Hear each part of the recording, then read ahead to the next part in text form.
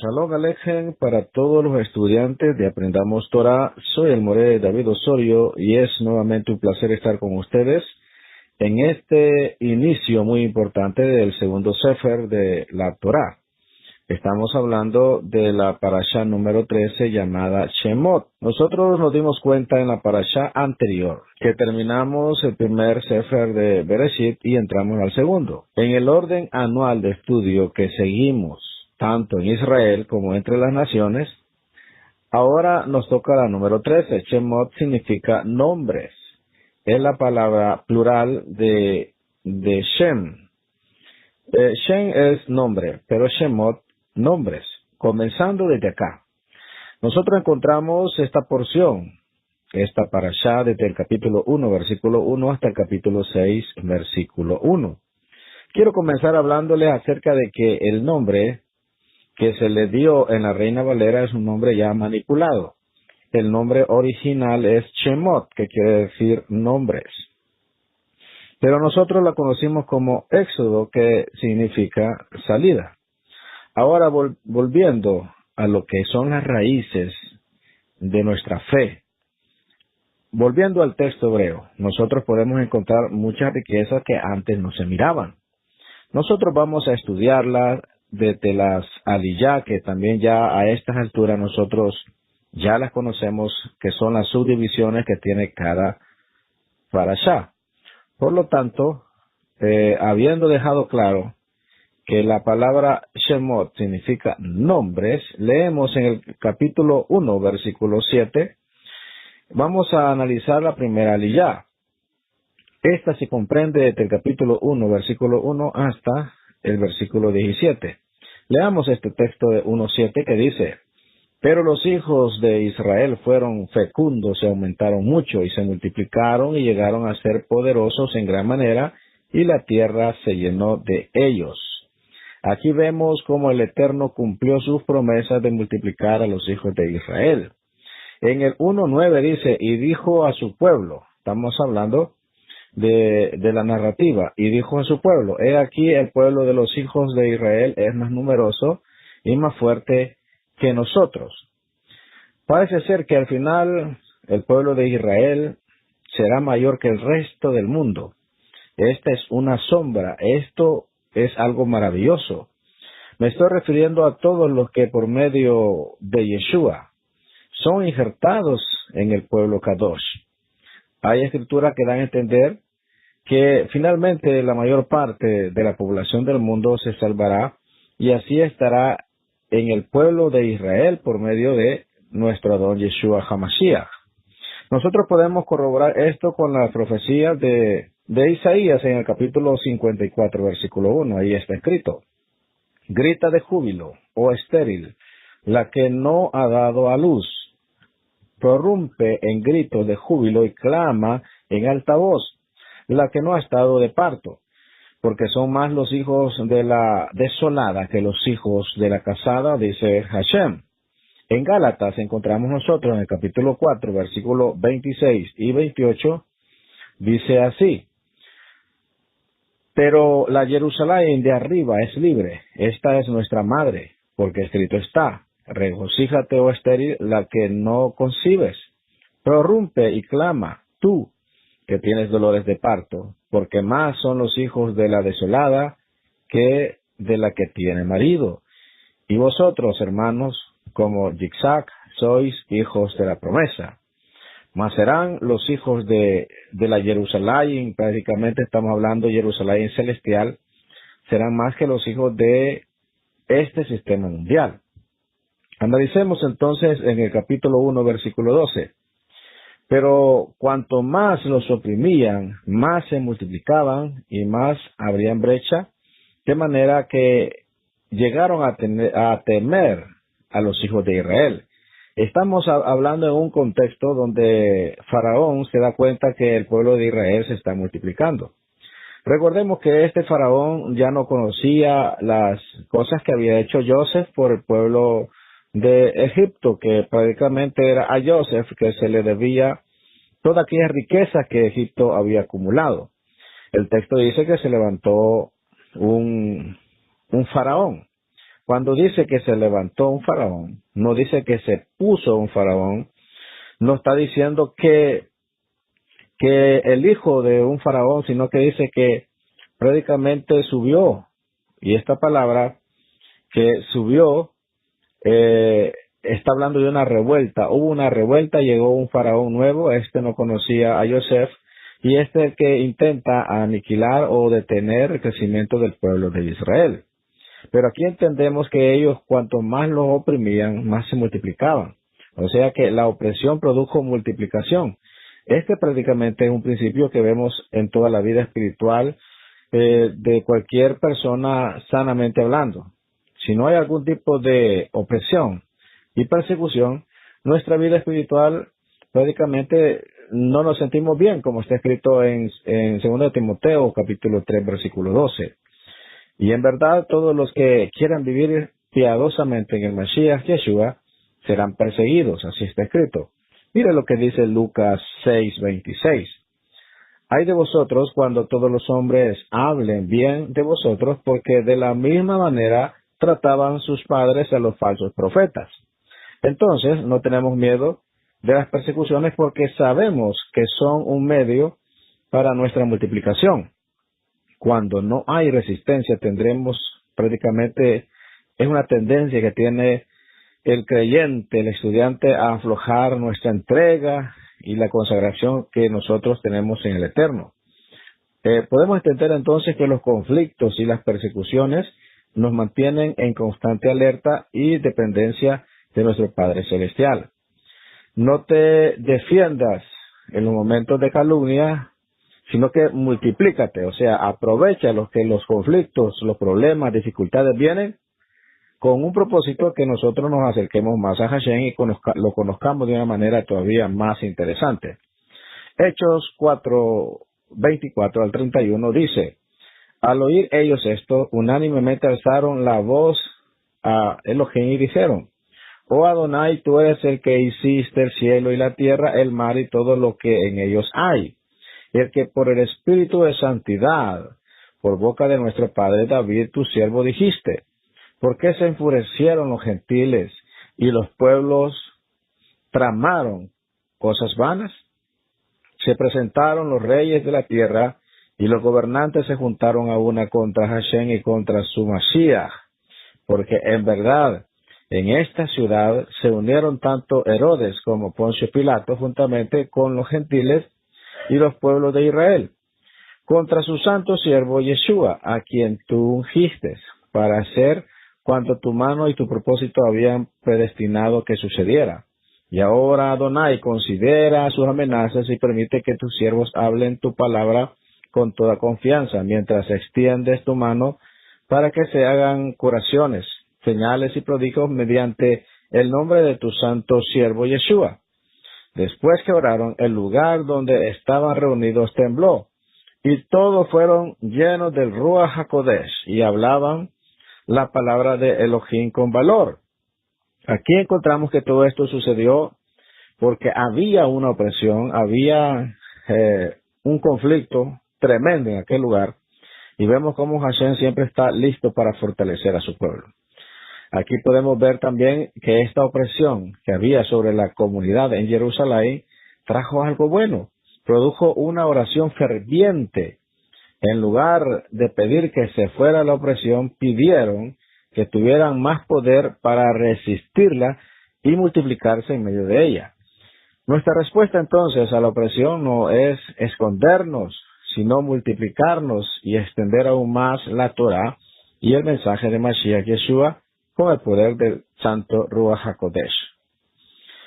Bien, la vida de un creyente en Yeshua debe ser una vida de oración, una vida de tefilot y estudio de la Torah.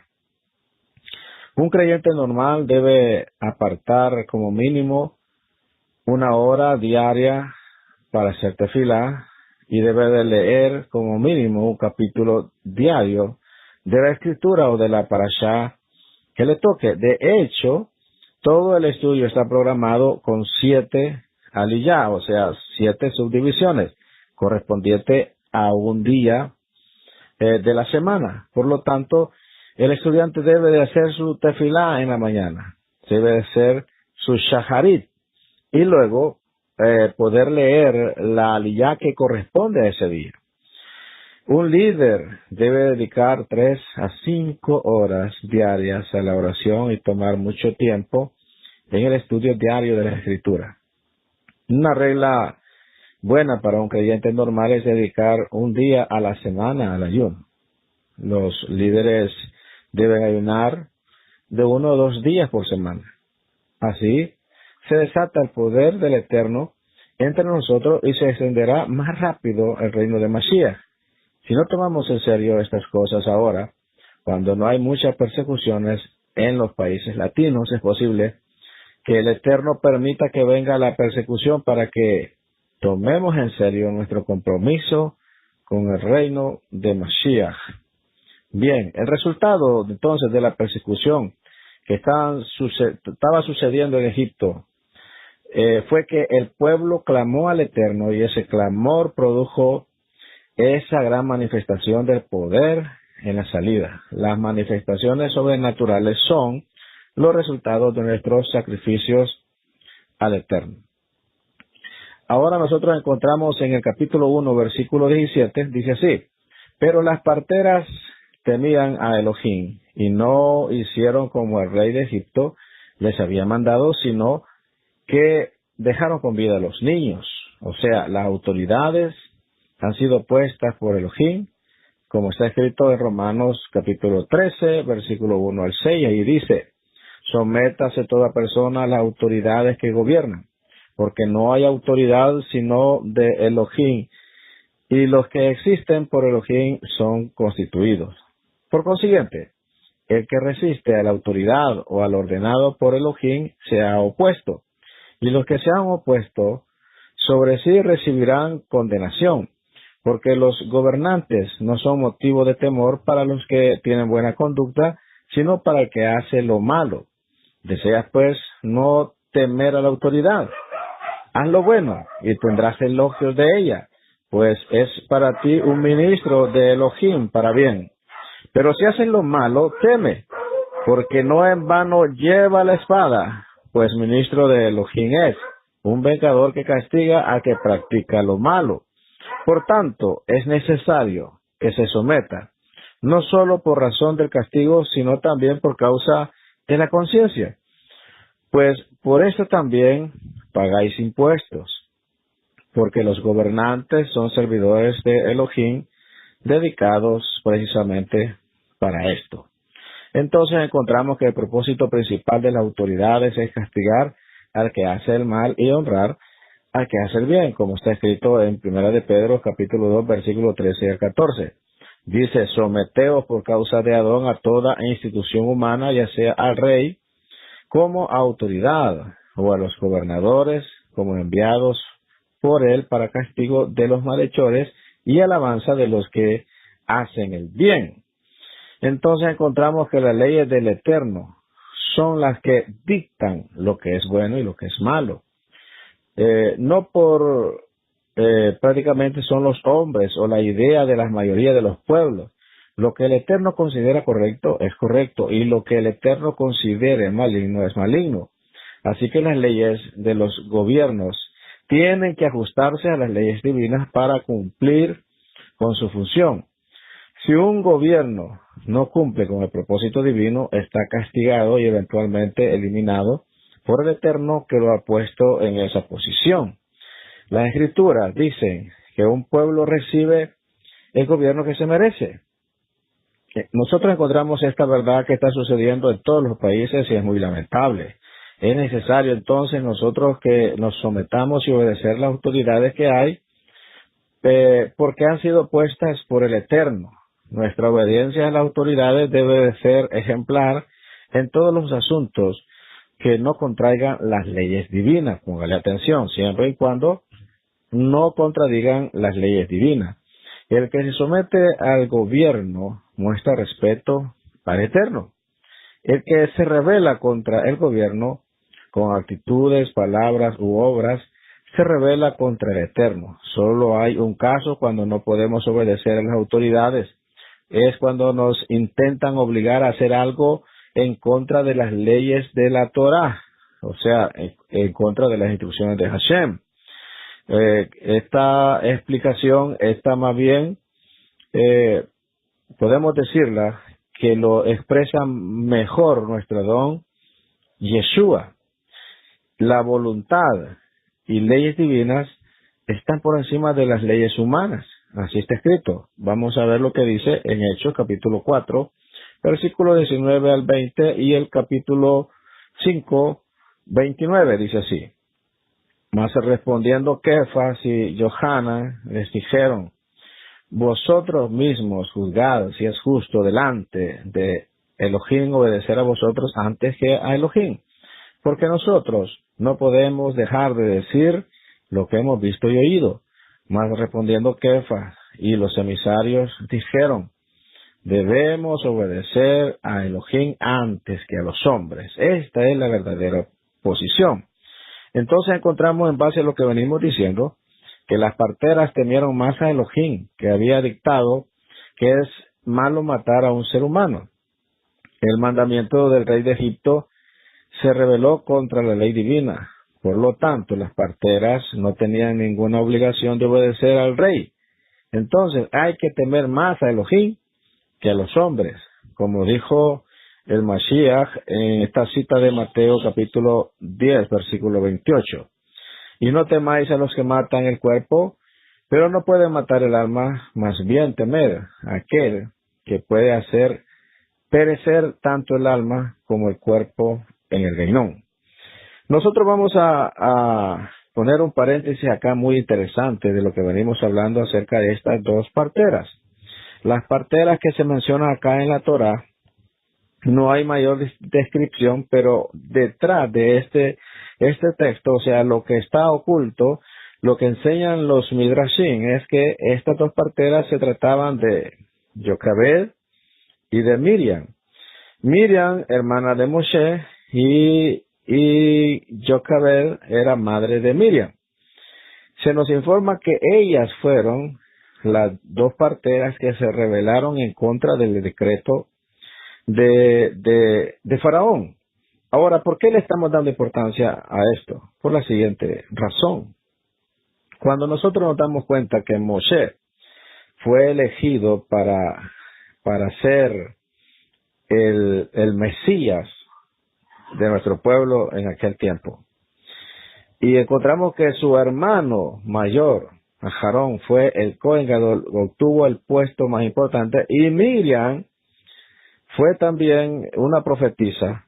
Ahora, cuando nosotros nos damos cuenta de esto, tres hermanos que sobresalen, tres hermanos muy influyentes, tres hermanos que cualquier persona podría pensar, ¿qué pasa con esta familia? Llega uno, se declara rey, hablando de Moshe, y es el líder, y luego nombra a su hermano mayor como líder espiritual. Yo creo que acá se están repartiendo los cargos, como suelen hacer los políticos en nuestro tiempo, que llega alguien a un puesto público y luego comienza a darle empleo a todos sus parientes. Esto es muy malo. Cualquiera podría decir que esto se estaba dando, sin embargo, no es así.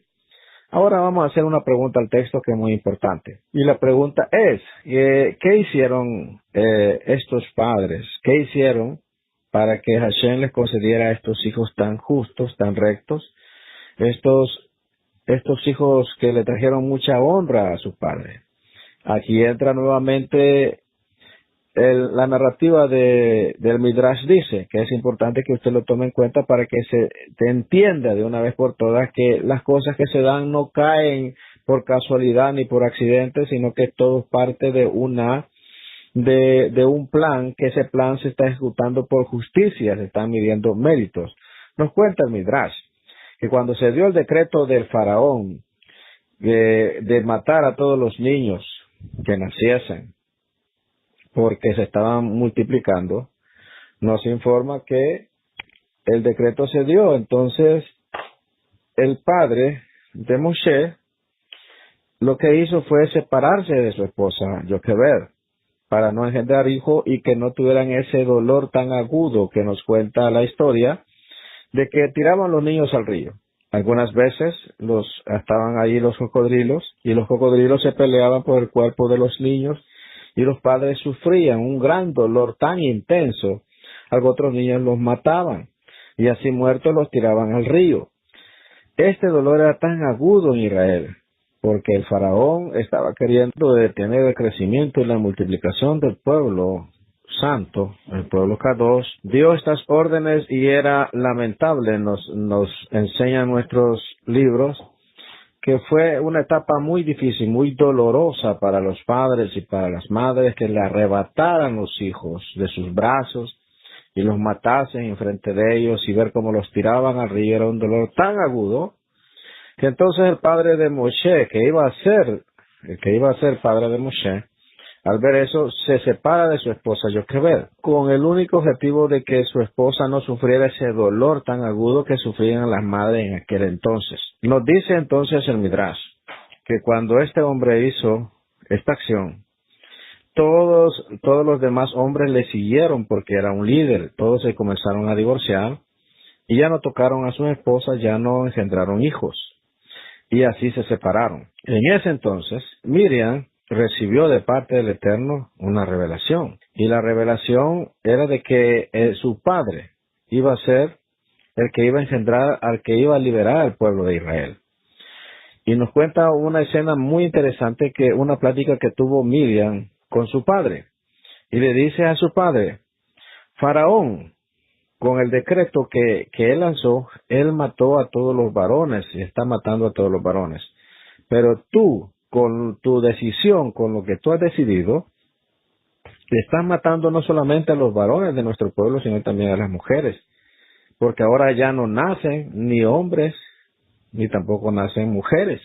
Entonces tu decreto es más destructivo que el de Faraón. Nos enseña el Midrash que esto hizo que el padre se recapacitara y entonces regresara con su esposa. Y cuando le dijo que de ellos iban a ser el libertador, entonces este hombre con mucha fe se arriesgó y se lanzó nuevamente y regresó con su esposa. Al ver todos los demás varones que él había regresado con su esposa, hicieron lo mismo. Ahora, esto es interesante. ¿Por qué este hombre regresó? Este hombre estaba arriesgando a que hicieran lo mismo. Él se iba a tener que oponer a un decreto del rey. Y con fe en todo aquello que había oído, se lanzó y realmente este hombre hizo méritos. El punto que estamos viendo es hizo méritos. Ahora, cuando encontramos también los méritos de Joquebed y también de Miriam, que eran las parteras y que no matan a los niños, sino que los dejan vivir, es esta la razón por qué Hashem premió a esta familia con 3 personajes ilustres de nuestra historia. Estamos hablando de Moshe, estamos hablando de Aarón y estamos hablando también de Miriam. Entonces encontramos la justicia de Hashem al permitir que uno de ellos fuera el Mesías de aquel entonces y el otro fuera el Cohen Gadol, que es el máximo puesto espiritual en el pueblo de Israel. Entonces vemos que hay justicia. Esto nos enseña que nosotros como padres podemos hacer mérito y por los méritos de nosotros nuestros hijos también pueden alcanzar mucha verajot. Quiere decir que dependiendo de la vida que nosotros llevemos o los méritos que hagamos, nuestros hijos van a alcanzar porque Hashem nos va a conceder hijos que vengan inclinados al bien. Esto es muy interesante. Vamos a pasar a la segunda aliyá porque estamos gastando demasiado tiempo. Esta la encontramos en el capítulo 1, versículo 18 hasta el capítulo 2, versículo 10. Leemos el 1, 20 y el 21 dice: Y Elohá favoreció a las parteras, y el pueblo se multiplicó, y llegó a ser muy poderoso.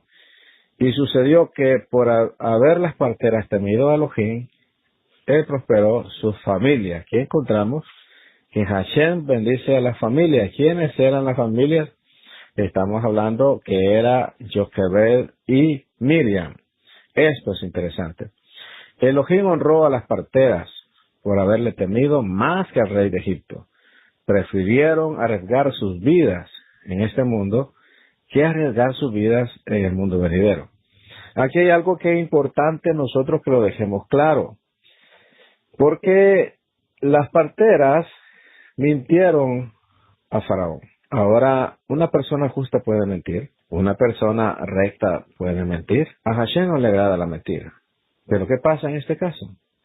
Este caso es muy interesante y usted tiene que aprenderlo de la siguiente manera, que la máxima, o sea, el máximo mérito que podemos hacer, según lo que nos enseña la Torah, es salvar una vida. Hay 4 misbot, que las cuales no podemos quebrantar y debemos de arriesgar nuestra vida. Es más, debemos que ofrecer o sacrificar nuestra vida.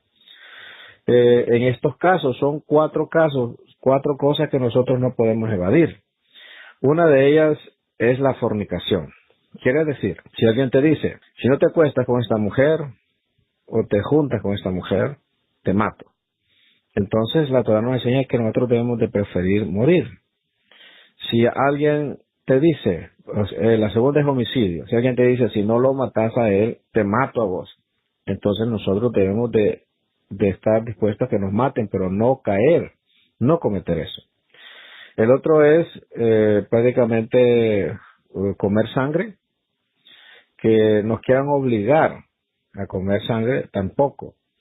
Y lo cuarto es la idolatría, que te digan, si no adoras a este ídolo, si no te postras y le decís que es tu Dios, te mato. Entonces nosotros debemos de estar dispuestos a dar nuestra vida en estos 4 casos. En los demás casos, si es para salvar una vida, nosotros podemos considerar no decir la verdad. No porque sea bueno, sino porque es más importante salvar una vida. Por ejemplo, alguien lo vienen persiguiendo y tú sabes que es una persona que la conoce y que merece vivir, y lo vienen persiguiendo unos malhechores y se esconde en tu casa o se esconde y tú sabes dónde se escondió y llegan y te dicen que le diga dónde está si lo has visto y tú le dices que no. Y ellos te replican, pero tú tienes que decir la verdad, tú eres cristiano o tú eres estudiante de Torah y tú no puedes mentir, dime dónde está, y lo has visto, dime dónde está. En este caso, como es para salvar una vida, nosotros podemos decir que no sabemos. No sé. No es bueno, pero sí es necesario. Nos manchamos, pero Hashem nos limpia. ¿Por qué? Porque el propósito de ocultar esta verdad no fue un hábito que las personas tienen, sino que fue la necesidad de salvar una vida. Pero solo en este caso. En los demás casos, nosotros sabemos que Hashem aborrece la mentira y que está escrito que ningún mentiroso se mantendrá firme o en pie delante de Hashem. Por lo tanto, debemos de entender que este caso de las parteras fue por eso, porque ellos lo hicieron para salvar vidas, y por eso Hashem los bendijo y le concedió a esta familia que tuviera estos 3 personajes tan ilustres. Muy bien. Entonces, nosotros leemos ahora capítulo 2, versículo 2, dice, y la mujer concibió y dio a luz un hijo, y viendo que era hermoso lo escondió por 3 meses. Aquí se trata de que vio algo espiritual. O sea, el niño no era solamente bello de manera física, sino que había algo sobrenatural alrededor de su nacimiento. Nos cuenta el Midrash que cuando Moshe nació, según la tradición, cuando Moshe nació el día, oiga bien, la fecha de nacimiento de Moshe, anótelo, 7 de Adar, o sea, siempre Adar cae por ahí entre febrero y marzo. Este Midrash nos dice que la luz de la Shejinah, o sea, la presencia divina se manifestó, o sea, llenó la habitación cuando nació Moshe. Otro, también Midrash dice que Moshe nació ya circuncidado, ya con Brit Milá. Esto fue lo que le llamó la atención a los padres y se arriesgaron a ocultarlo, más las revelaciones que tenían anticipadamente que ellos iban a ser los padres de Mashiach, aquel entonces de Moshe, que iba a ser el Mesías, el enviado a libertarlo. Ellos tomaron más fuerza y se arriesgaron. Lo cierto es que había algo muy especial en este niño. La madre tomó la decisión de ocultarlo durante 3 meses, exponiendo su propia vida para salvar a su hijo. Esta obra fue tan importante que es mencionada en la lista de los héroes de la fe Estamos hablando en Hebreos capítulo 11, en el versículo 23, allí dice: por la fe Moshe, cuando nació, fue escondido por sus padres durante 3 meses, porque le vieron que era un niño hermoso y no temieron al edicto del rey. La fe entonces superó el temor del rey. Lo contrario de temor es fe, como está escrito en Marcos 5:36. No temas, cree solamente. Entonces nosotros entendemos algo muy interesante. Capítulo 2, versículo 3. Pero no pudiendo ocultarlo por más tiempo, tomó una cestilla de juncos y la calafateó con asfalto y brea. Entonces puso al niño en ella y lo colocó entre los juncos a la orilla del río. El sabio Rashi cita un midrash que dice que ella usó barro por dentro y brea por fuera. Así el niño no sentía el fuerte olor de la brea, o sea, porque ese olor es fuerte. Nosotros encontramos en Devarim, capítulo 18, versículo 15, y el versículo 18 y 19, allí dice: un profeta de en medio de ti, de tus hermanos, como yo, te levantará Hashem, tu Elohim. A él oiréis. Un profeta como tú levantaré de entre sus hermanos y pondré mis palabras en su boca, y él les hablará todo lo que yo mande. Y sucederá que cualquiera que no oiga mis palabras, que él ha de hablar en mi nombre, yo mismo le pediré cuenta. Encontramos entonces que Moshe, como profeta, del cual se habla en esta referencia, también se está refiriendo a Mashiach, que era que se iba a levantar, así como Moshe. De esta manera podemos estudiar la vida de Moshe y encontrar muchos eventos paralelos con la vida de Mashiach Yeshua, como está escrito en Mateo 21:11. Recordemos que Moshe es la tipología, es una sombra profética de Yeshua, nuestro Mashiach. Dice en el 21:11 de Mateo: y las multitudes contestaban: este es el profeta Yeshua de Nazaret de Galilea. Y Juan 6:14 dice: la gente entonces, al ver la señal que Yeshua había hecho, decía: verdaderamente este es el profeta que había de venir al mundo. O sea, estaban reconociendo que era el cumplimiento de lo que estaba escrito en Devarim. En Hechos 3, versículos 22 y 23, ahí dice: Moshe dijo: Hashem Elohim os levantará un profeta como yo de entre vuestros hermanos. A él prestaréis atención en todo cuanto os diga. Y sucederá que todo el que no preste atención a aquel profeta será totalmente destruido de entre su pueblo.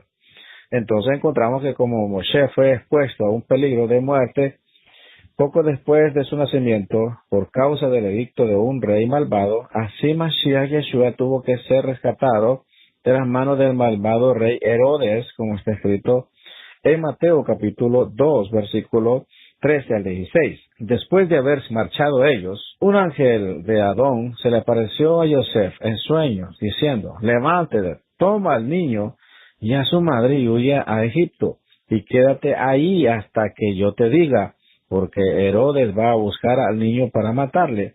Y él, levantándose, tomó de noche al niño y a su madre y se trasladó a Egipto.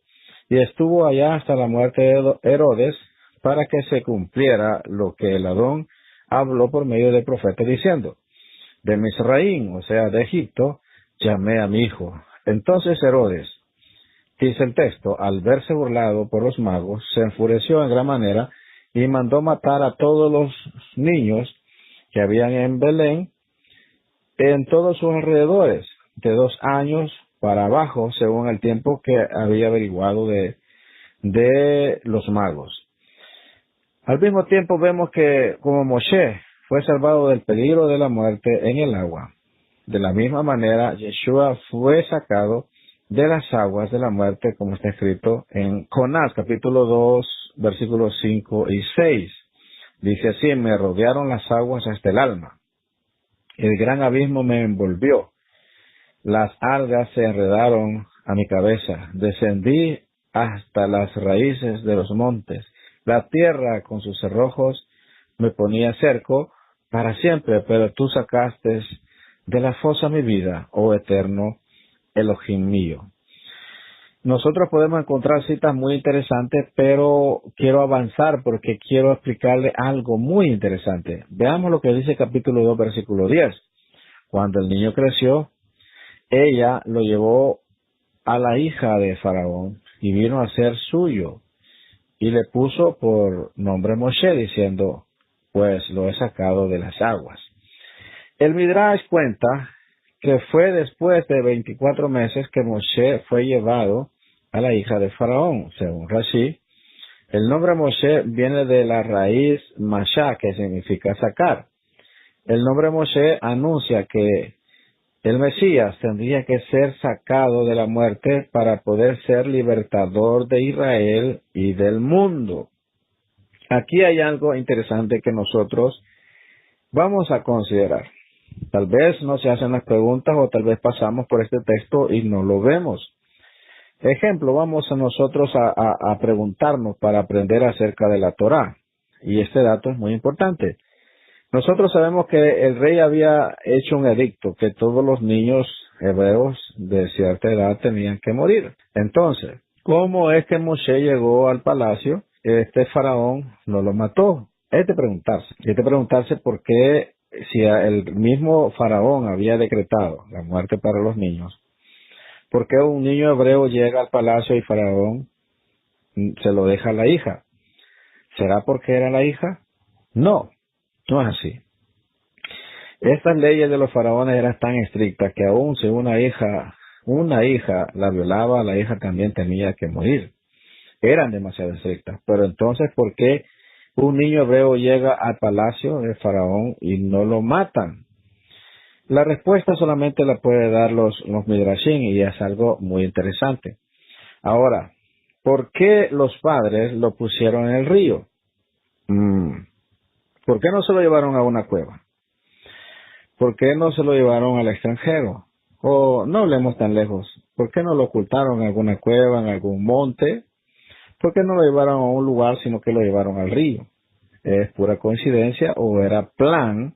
¿Era un plan que se estaba desarrollando para salvar al niño? Es una pregunta muy interesante. Y la respuesta es que sí era plan. Era un plan perfecto. Y como los padres estudiaban Torah, recordemos que ellos son de la tribu de Leví, y nos enseña también el Midrash que aunque todas las demás tribus cayeron en esclavitud, porque ese es un punto que no vamos a tratar hoy, pero en otra ocasión lo vamos a hacer. ¿Cómo fue que Israel, de llegar a ser huésped, muy importante, invitados, terminaron siendo esclavos? Esto tiene una explicación que no es corta y la vamos a dejar para más después. Pero nosotros encontramos en esta información que la única tribu que no cayó en esclavitud fue la de Leví, porque ellos se dedicaron a estudiar Torah. O sea, esto es muy importante. Entonces, como estudiantes de Torah, conocieron muchas cosas que las demás tribus no las conocieron, porque ellos estaban esclavos. Pero la tribu de Leví se dedicó a estudiar. Entonces, estos padres sabían algo muy interesante, y es lo siguiente. Nos cuenta el Midrash que los magos de Faraón, por así decirlo, los brujos de Faraón, que miraban los astros, antes que se diera el decreto, ellos vieron en las estrellas un presagio. Vieron y entendieron que dentro del pueblo de Israel iba a nacer un Mesías, que este Mesías iba a libertar al pueblo y iba a dejar destruido a Egipto. O sea, los magos vieron el futuro en los astros y entonces le dijeron al rey que iba a nacer entre los hebreos un niño que iba a ser, cuando creciera, iba a ser el que lo iba a libertar, iba a dejar destruido a Egipto. Normalmente este rey, como era un faraón que él había ascendido a través de una revuelta, vivía en constante temor de que le quitaran su puesto. Entonces nos cuenta el Midrash que él preguntó a sus sabios que qué podía hacer. Uno le dijo que los matara a todos los niños. El otro le dijo que lo dejara vivir. Y el otro le dijo que hiciera lo que él hallara conveniente. Entonces Faraón halló conveniente matar a los niños. Entonces, a los niños tenían que tirarlos al río, porque también eran como una ofrenda para los dioses, para el dios del Nilo. Entonces, los cuerpos de los niños muertos estaban en el río. Entonces, la idea, oiga bien, qué interesante, la estrategia de llevar al niño y ponerle en el río y ponerlo sobre una canasta que flotara, era para engañar a los brujos. Oiga, qué interesante, para engañar a los astrólogos que había en aquel entonces del rey, aquellos que estaban viendo los astros. Y cuando ellos llevaron al niño y lo pusieron en una canasta, lo pusieron en el río, los brujos estaban constantemente viendo los astros y consultándolos, como hace mucha gente con los horóscopos. Y ellos estaban observando los cielos. De repente leyeron en los astros que el Mesías, del cual se había hablado, ya había muerto, porque los astros decían que estaba en el río. Y claro que el niño estaba en el río, pero no estaba en el fondo del río, sino que estaba flotando sobre una cesta, que ya sabemos cómo se preparó.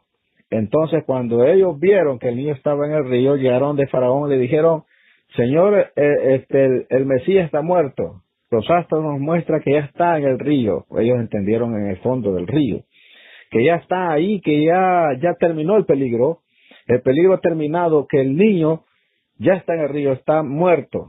Entonces el rey anuló el decreto, porque ya no era necesario, porque los astros decían que el Mesías ya estaba en el río. Recordemos que en este caso también simboliza la muerte de Mashiach.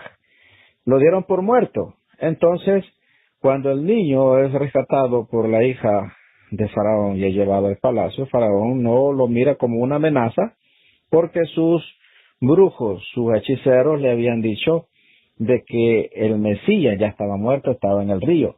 Y no sabía Faraón que sí estaba en el río, pero no en el fondo, sino flotando. Así es que esto es algo muy interesante que tiene mayor profundidad, pero por el momento nos vamos a quedar hasta ahí. Veamos lo que dice en la tercera aliyá, en capítulo 2, versículo 11 hasta el 25. Ahí está la tercera aliyá. Vamos a leer el texto de capítulo 2, versículo 11. Dice así: Y aconteció que en aquellos días, crecido ya Moshe, salió a donde sus hermanos y vio sus duros trabajos, y vio a un egipcio golpeando a un hebreo y a uno de sus hermanos. O sea que la identidad hebrea en este joven fue más fuerte que la identidad egipcia. La expresión sus hermanos indica una identificación muy poderosa en su interior. Él tuvo que pasar una crisis profunda de identidad. Se preguntaba: ¿quién soy? ¿Soy egipcio o soy hebreo? Finalmente tomó la decisión de seguir su corazón y unirse con los hermanos de sangre. Esta misma experiencia está teniendo aquellos que se han criado en el mundo gentil, pero tienen sangre hebrea o un alma hebrea. En este tiempo están sintiendo el fuerte impulso de salir de donde se han criado y unirse con sus hermanos, los judíos, los mesiánicos. El hecho de salir del entorno gentil y unirse al pueblo hebreo es una de las obras de fe más grandes, según lo que nos dice Hebreos capítulo 11, versículo 24 al 26. Ahí dice: por la fe Moshe, cuando era ya grande, rehusó ser llamado hijo de la hija de Faraón, escogiendo antes ser maltratado con el pueblo de Elohim que gozar de los placeres temporales del pecado, considerando como mayores riquezas el oprobio del Mesías que los tesoros de Egipto, porque tenía la mirada puesta en la recompensa. Vemos que el Mesías estaba en la mente de Moshe cuando tomó la decisión de unirse al dolor del pueblo escogido. El Mesías se identificó con su pueblo y tomó sus pecados sobre sí, como está escrito también en Mateo capítulo 1, versículo 21, dice: y dará a luz un hijo y le pondrá por nombre Yeshua, porque él salvará a su pueblo de sus pecados. Nosotros encontramos todavía más datos acerca de lo que venimos hablando y vamos a tener que pegar algunos cuantos saltos para poder tocar todas las aliyah. Dice en el capítulo 2, versículo 14, y él respondió, ¿quién te ha puesto de príncipe o de juez sobre nosotros? ¿Estás hablando de matarme como mataste al egipcio? Entonces Moshe tuvo miedo y dijo, ciertamente se ha divulgado el asunto. Moshe fue rechazado la primera vez cuando vino a sus hermanos. De la misma manera, la mayoría de los judíos rechazaron al libertador Yeshua cuando vino por primera vez. Esto se cumplió. Esto está escrito en Libro de los Hechos, capítulo 7, versículo 23 al 25, dice, pero cuando iba a cumplir la edad de 40 años, sintió en su corazón el deseo de visitar a sus hermanos, los hijos de Israel, y al ver que uno de ellos era tratado injustamente, lo defendió y vengó al oprimido matando al egipcio. Pensaba que sus hermanos entendían que Elohim le estaba dando libertad por medio de él, pero ellos no entendieron. Al día siguiente se le presentó cuando dos de ellos se reñían y trató de poner paz entre ellos, diciendo, varones, vosotros sois hermanos, ¿por qué os heréis los unos a los otros? Pero el que estaba hiriendo a su prójimo lo empujó diciendo, ¿quién te ha puesto por gobernante y juez sobre nosotros? ¿Acaso quieres matarme como mataste ayer al egipcio? Al oír estas palabras, Moshe huyó y se convirtió en extranjero en la tierra de Midian, donde fue padre de 2 hijos. Recordamos que esta es la narrativa de Esteban. Todavía no se habían cumplido los 430 años de la estancia en Egipto. Por lo tanto, no era el tiempo para que Moshe liberara al pueblo. El llamado estaba en su vida y el deseo de cumplir el llamado también. Eso nos faltaba. Pero faltaban 2 cosas. Era el tiempo correcto y la humildad necesaria. Al precipitarse ocurrió un desastre. En su propia ira y celo por su pueblo hebreo cometió un asesinato. Esa no era la manera de actuar. Hashem tenía otro plan. Y Moshe tenía que aprender a colaborar con él en lugar de hacer las cosas por su propia cuenta y fuerza. Entonces encontramos que el secreto del éxito en el reino es colaborar con el Eterno en sus proyectos y no hacer cosas a nuestra manera, como está escrito en Juan capítulo 5, versículo 19.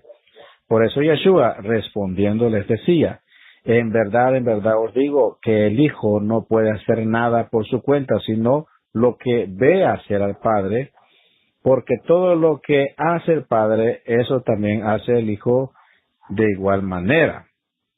Aquí vemos que el Hijo de Elohim no es todopoderoso. Él depende totalmente de su Padre. Así la voluntad del Eterno tenía éxito en su vida, como está escrito en Isaías capítulo 53, versículo 10, y dice, la voluntad de Hashem en su mano prosperará. Encontramos en el capítulo 2, versículo 15, dice, cuando Faraón se enteró del asunto, trató de matar a Moshe, pero Moshe huyó de la presencia de Faraón y se fue a vivir a la tierra de Midian, y ahí se sentó junto a un pozo. Según el Midrash, Moshe se fue primero a la tierra de Cush, donde obtuvo su primera esposa, que luego le despidió. Esto encontramos en número 12:1. Después llegó a Midian y se casó con una hija de Yitro, que según Rashi era gobernante de Midian. Entonces, los 40 años en la estepa enseñarían a Moshe a ser humilde y depender del Eterno para poder ser un verdadero libertador. La dependencia del Eterno es la clave para tener éxito en el reino. Aquí vamos a encontrar algo muy interesante. Al final vamos a tratar de resumir algo de la vida de Moshe que nos va a ayudar a entender y nos va a ayudar a que nosotros seamos mejores personas. Veamos a continuación la cuarta aliyá, que la encontramos desde el capítulo 3, versículo 1 al 17. Encontramos en el capítulo 3, versículo 1, dice, y Moshe apacentaba el rebaño de Yitro, su suegro, el sacerdote de Midian, y condujo el rebaño tras el desierto y llegó a Joreb, el monte de Elohim. Siempre se produce una manifestación y un encuentro sobrenatural si logramos atravesar el desierto espiritual guiados por el Eterno más allá del desierto. De eso se trata esta revelación. Capítulo 3, versículo 2. Y se le apareció el ángel de Hashem en una llama de fuego, en medio de una zarza, y Moshe miró, y aquí la zarza ardía en fuego, y la zarza no se consumía. El Eterno se manifiesta en la tierra por medio de sus malachim, o sea, sus ángeles. Muchas veces estos seres maravillosos se manifiestan como llamas de fuego, como está escrito en Hebreos 1:7, dice, y de los ángeles dice, el que hace a sus ángeles espíritus y a sus ministros llama de fuego. Los que sirven al Eterno tienen que estar ardiendo, o sea, en el Ruach. Elohim no es un Elohim de muertos, sino de vivos, y la vida necesita fuego para existir. Por esto los sacrificios delante del Eterno se dan por medio del fuego y con vino fuerte que arde. En Números capítulo 28, versículo 7, nuestra entrega al Eterno es por medio del fuego, como está escrito. En Romanos capítulo 12, versículo 11, dice, no seáis perezosos en lo que requiere diligencia, fervientes en el espíritu, sirviendo al Adón. Ahora vamos a encontrar otros textos muy interesantes. Recordemos que estamos saltando para poder tocar toda la salilla. Capítulo 3, versículo 5. Entonces él dijo, no te acerques aquí, quita el calzado de los pies, porque el lugar donde estás parado es tierra santa. Muy bien, cualquier pastor de ganado menor que va por la estepa en el Oriente Medio cubre su cabeza para protegerse del sol y los vientos. Cuando el Eterno se manifestó a Moshe, no le pidió descubrir su cabeza, sino quitar su calzado. No eran sandalias, porque necesitaba algo más fuerte para proteger sus pies en esa clase de terreno. En el 3:6 dice, y añadió, yo soy el Elohim de tu padre, el Elohim de Abraham, el Elohim de Isaac, el Elohim de Jacob. Entonces Moshe cubrió su rostro porque tenía temor de mirar a Elohim. Nosotros vamos a encontrar algo muy interesante en esta narrativa y una enseñanza muy preciosa. Y la primera es que para que nosotros tengamos una revelación poderosa delante de Hashem, para que Él nos muestre cosas maravillosas, nosotros debemos de entender el llamado. Y el asunto, el contexto de lo que estamos hablando es lo siguiente. El fuego que se encendía era normal en estas épocas en el monte Sinaí. De hecho, todos los montes en verano, todos los montes, hay incendios por el sol, por el tiempo, por la época, se hacen grandes incendios y se queman bosques. En los montes siempre se da esta clase de fenómeno. En el monte Sinai era normal que también hubiera fuego, pero la gente que pasaba ahí miraba el fuego y pensaba que era normal. La diferencia fue que Moshe vio el fuego, pasó, fue a hacer lo que iba a hacer, a pastorear, y cuando venía de regreso, él observó que el fuego no consumía la zarza. Ese es el llamado. Y él se acercó para ver cuántas personas pasaron al igual que Moshe, pero nadie se acercó porque pensaron que era normal de ese tiempo. O sea, no se fijaron, no prestaron atención. Pasaban y decía, está incendiado ya, pero eso es normal, siempre se enciende, hay incendio en esta época, es normal, y se iban. Pero Moshe no. Moshe pasó y observó. Cuando regresó, vio que la misma zarza, no en otro lugar, sino que la misma zarza estaba ardiendo. Pero ahí dependió de Moshe, ¿voy o no voy? Entonces él fue. Resulta que ahora en día, Hashem está llamando también a muchos pastores evangélicos. Le está dando una visión, le está mostrando las raíces hebreas, le está mostrando los nombres Kadosh, los nombres que el Eterno tiene, los verdaderos nombres. Está mostrando la Torá y está viendo de que está sucediendo algo que no es normal, pero muchos están desde lejos viendo. Pero el llamado es que nosotros, ya sea que seamos pastores o líderes de alguna congregación, que entendamos que Hashem nos está llamando a que subamos al monte, que debemos de subir al monte, acercarnos para averiguar, tenemos que acercarnos a cerciorarnos, ¿soy yo el que estoy viendo, o es mi imaginación, en mi mente, o en realidad algo sobrenatural está pasando ahí? Entonces Moshe sube al monte, y así Hashem está llamando a estos líderes que suban al monte con un propósito bien interesante. Cuando Moshe sube al monte y se enfrenta a esto, se da cuenta que es la presencia de Hashem. Hashem le habla que quite el calzado, porque el lugar donde está es santo. Aquí Hashem le hace un llamado a Moshe, ese mismo llamado que le está haciendo a pastores y líderes de congregaciones. Pero oiga usted qué interesante es esto. Moshe sube al monte. El monte, allí en el monte está la presencia de Hashem. Y esto es lo que nos enseña en lo siguiente, que Hashem está diciendo a los líderes, a los pastores: tú estás a gusto ahí pastoreando unas cuantas ovejas. Alguien puede decir, no son unas cuantas, son 60, son 80, son 100, son 300, son 1000, son 4000. Hashem mira y su matemática le dice que estás pastoreando unas cuantas ovejas cuando realmente tú puedes pastorear una nación. Tú puedes pastorear una nación, pero estás ahí conformado con tus ovejas. Si Moshe no entiende la visión, Moshe se queda pastoreando sus ovejas y ahí hubiese muerto pastoreando ovejas. Ese poquito de ovejas, pero Hashem vio que había un potencial mayor, entonces le hace el desafío: pero tienes que subir al monte y tienes que hacer algo que antes no hacías. Tienes que ser desafiado. Pero la invitación ahí está. Muchos se van a quedar tranquilos, a gusto, pastoreando unas cuantas ovejas. Pero algo otros van a entender la revelación, van a entender el desafío de Hashem y van a subir al monte y van a conocer las raíces hebreas y van a conocer los pactos y van a conocer todas las promesas y se van a apropiar de su herencia.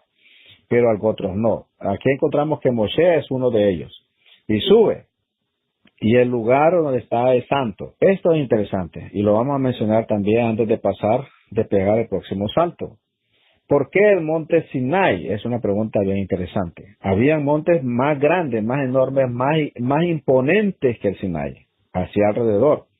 Pero ¿por qué Hashem escogió el Sinai para manifestarse? Es porque hay una enseñanza en todo esto. Encontramos que los montes más altos ya habían sido profanados con sacrificios humanos, sacrificio a otros dioses. Hashem no comparte su gloria con nadie. Había montes más altos, pero el Sinai tenía la cualidad de que se purificaba constantemente a través del fuego que había allá arriba del monte, en la punta del monte, lo más alto, se incendiaba y el fuego purifica. Entonces, este monte se mantenía purificándose continuamente y de esta manera llegó a ser considerado por Hashem como apto para manifestarse Él. ¿Y qué enseñanza nos deja esto? La enseñanza que nos deja es que pueden haber personas más estudiadas, pueden ser personas que han alcanzado títulos altos, pueden ser personas que económicamente son superiores a nosotros, académicamente son incomparables, son demasiado altos, ellos son más. Pero Hashem no mira eso.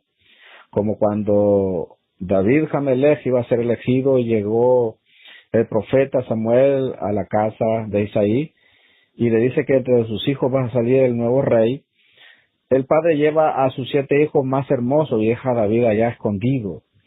Y cuando él mira al primero, que era buena estatura, muy presentable, muy físico, con una apariencia imponente, el profeta comete el error y dice, este es. Pero Hashem le dice, no es este. Porque Hashem no mira la apariencia, sino que Hashem mira el corazón. Y así, cuando llegaban uno tras uno, el profeta se quedaba impresionado por la belleza de estas personas, de estos hombres, de la presencia, de la elegancia, y se sorprendía, pero Hashem cada vez le decía, no, no es este. Y cuando terminan de pasar todo, el profeta pregunta, y le contesta que sí, con algo de pena, que hay uno que ya lo dejaron cuidando las ovejas. Algunos comentaristas dicen que David venía de una relación secundaria de Isaí, que inclusive algunos creen que había nacido en fornicación. Nosotros encontramos que en el Salmo David confiesa, y el pecado me concibió mi madre. Entonces, pero cuando se para frente al profeta, Hashem le dice, este es. Y resulta que los demás se quedaron perplejos. Ahora, todo esto lo traemos a colación porque el monte Sinai no era el más grande, pero sí era el más santo. Hashem no está buscando personas que sean elocuentes y que puedan hablar hebreo y que ellos realmente conocen de gematría y conocen ellos de la Gemara y ellos conocen de todo y ellos son profesionales y son licenciados. No, Hashem no está viendo eso. Tampoco queremos decir que estas personas no son aptas delante de Hashem. No, a Hashem no le interesa la grandeza, a Hashem le interesa la kedushá. Le interesa que las personas realmente se entreguen a Él. El monte Sinai es un ejemplo. Había fuego constante purificándose. Entonces Hashem, aunque no era el más grande, pero Hashem lo elige para manifestarse a Él y para hacer de ese lugar su monte santo, su monte Kadosh. Entonces, esto nos deja esta enseñanza muy preciosa. Por lo tanto, si nosotros nos consideramos que no somos muy estudiados, que no tenemos fácil palabra, o que tartamudeamos, o que somos olvidados, o que realmente yo antes pasé la secundaria, o antes puedo leer o escribir.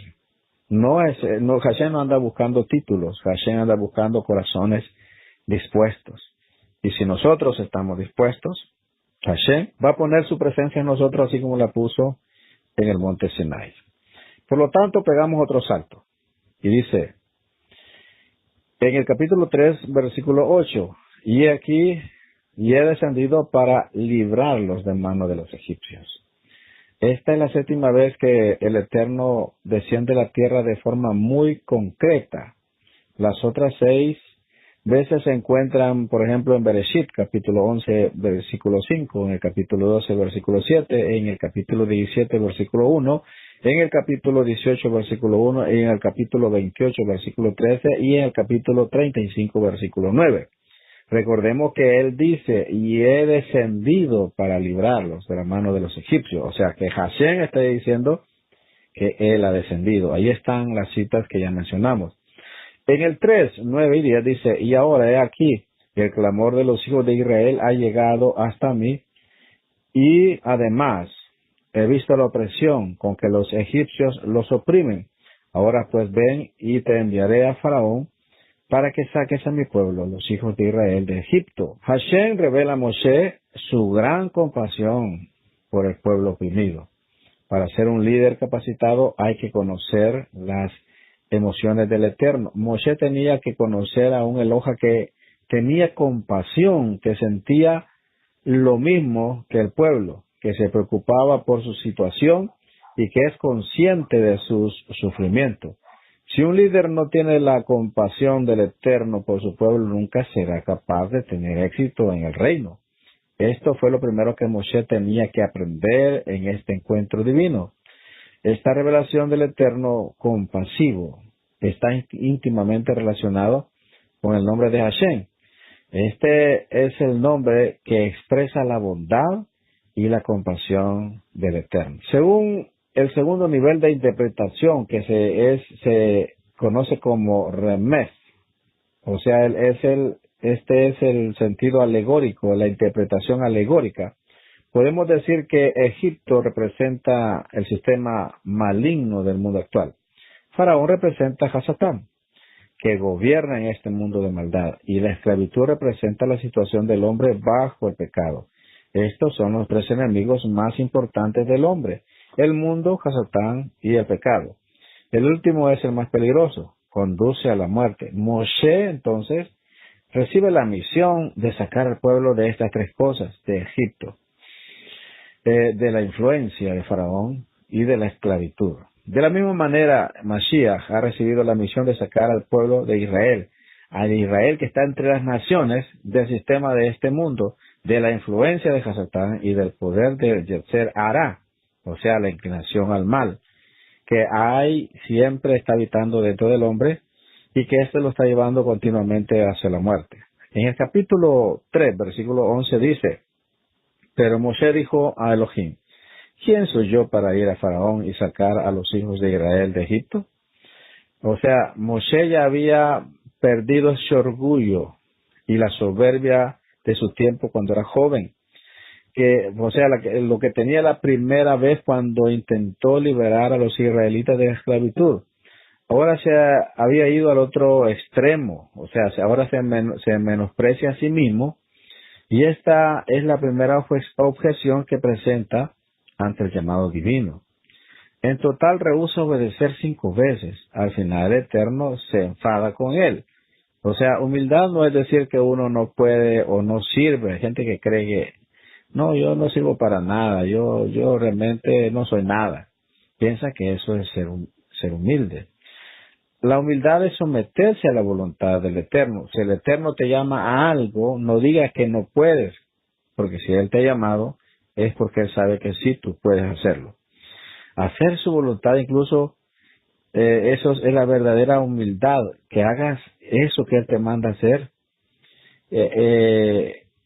aunque pueda producirte mucha exaltación, pero tú debes de mantenerte obedeciendo, y si eso te va a llevar hacia un lugar muy alto, pero no es porque tú lo procures, sino porque Él te lleva, pero debes de mantenerte siempre humilde. Esto está escrito en Filipenses capítulo 2, versículo 8 y 9, dice que, hablando de Mashiach, se humilló a sí mismo, haciéndose obediente hasta la muerte y muerte del madero, por lo cual Hashem también le exalta hasta lo sumo.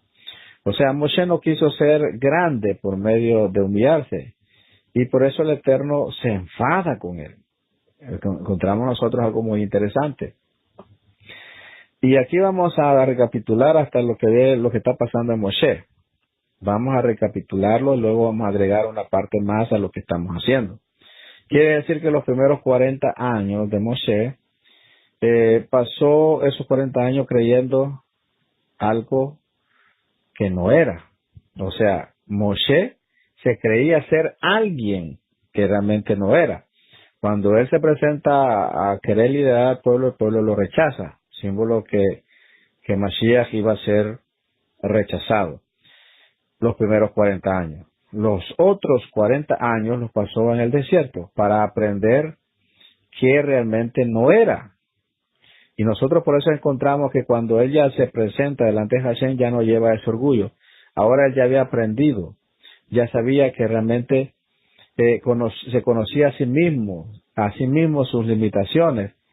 Y entonces Hashem ahora está listo para ser enviado, porque ahora ya no va a depender de lo que antes creía. Él podía decir, yo he estudiado en la mejor universidad del mundo, de Egipto, con las mejores ciencias, los mejores maestros. ¿Quién mejor como yo para ser el libertador de todos los hebreos? Pero luego fue rechazado. Luego es llamado y dice, oh, no puedo, ¿quién soy yo? Pero Hashem le dice, y se enfada con él y le pregunta, ¿quién soy yo? La respuesta es, yo estaré contigo, Moshe. O sea, Moshe tenía que aprender que las cosas no se hacen a la manera propia. Ya aprendió que cuando hace las cosas por sí mismo hay resultados desastrosos, como por ejemplo en Egipto. No se veía capaz en sí mismo de sacar a los hijos de Israel de Egipto, pero no fue lo que el Eterno quiso. No pensaba que Moshe lo iba a hacer solo. Él iba a estar con él. Al hacer las cosas con el Eterno, las cosas salen bien. Moshe tenía que aprender total dependencia del Eterno y no confiar en sí mismo. Este es el gran secreto en el reino, o sea, depender del Eterno, como está escrito en 2 Corintios capítulo 12, versículo 10. Ahí dice, por eso me complazco en las debilidades e insultos, en privaciones, en persecuciones y en angustias, por amor a Mashiach, porque cuando soy débil, entonces soy fuerte. Y luego vamos a pegar otro pequeño salto en el capítulo 3, versículo 14 y 15, dice, y dijo Elohim a Moshe, seré el que seré, y añadió, así dirás a los hijos de Israel, seré, me ha enviado a vosotros. Dijo además Elohim a Moshe, así dirás a los hijos de Israel, Hashem, el Elohim de nuestros padres, el Eloha de Abraham, el Eloha de Isaac, el Eloha de Jacob, me ha enviado a vosotros. Este es mi nombre para siempre. Con él se hará memoria de mí de generación en generación. En total encontramos 7 diferentes atributos del Eterno en esta revelación extraordinaria. Los 7 atributos son, seré el que seré. En hebreo es Iye Asher Eye. O sea, seré es Eye, forma abreviada del primero. O sea, el Eterno, cuando hablamos del Eterno, Yud Hei Vav Hei, estamos hablando de que la primera presentación que hace el Eterno de él es Iye Asher Iye, que quiere decir seré el que seré. Ahora encontramos el tercer atributo es que él es eterno, o sea, Yud Hei Vav Hei. El cuarto es el Eloha de vuestro padre. El quinto, el Eloha de Abraham. El sexto, el Eloha de Isaac. Y el séptimo, el Eloha de Jacob. Aquí hay algo muy interesante que nosotros vamos a considerar, porque muchas personas andan por ahí diciendo y peleando y argumentando y asegurando que la pronunciación es Yahweh. A cada rato lo mencionan, porque ellos han entendido que hay que dar a conocer el nombre de Hashem, que hay que darlo a conocer, y le han dicho que no debemos de ocultarlo, porque esa es una conspiración rabínica de ocultar el nombre de Hashem, y que por lo tanto no es Hashem ni es Adonai, sino que es Yahweh, y pelean por eso. Pero nosotros vamos a ver algo muy interesante en esta cita. Cuando nosotros encontramos en el capítulo 3, versículo 14 y 15, cuando se presenta, le dice, y dijo Elohim a Moshe, y da las primeras palabras que él menciona es, Eye Asher Eye. Quiere decir, seré el que seré, pero más profundamente estas palabras son traducidas como yo soy el que seré. Cuando ya no haya existencia, cuando no haya nada, yo siempre voy a seguir existiendo. Ahora, es lógico entender que estas primeras palabras es la presentación de Hashem. Pero él no está dando nombre. Pero permítame, por favor. No es lógico que cuando alguien se presenta por primera vez siempre menciona su nombre. El primer encuentro es buenas tardes o buenos días, buenas noches, mi nombre es fulano de tal.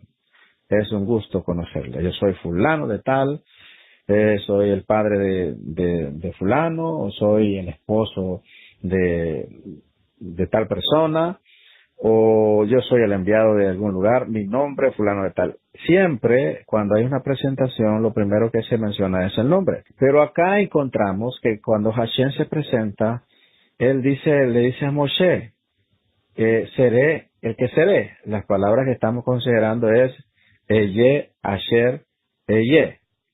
O sea, yo seré el que seré. O sea, él no está dando el nombre de Yud Hei Vav Hei, sino que está dando Iye, Asher, Eye. Esto es importante que nosotros lo entendamos, porque él sabía que tenía que dar su nombre, pero no da el nombre por una razón. Oiga, qué interesante. Él no da el nombre por una razón, porque él no necesita nombre. Él no necesita nombre.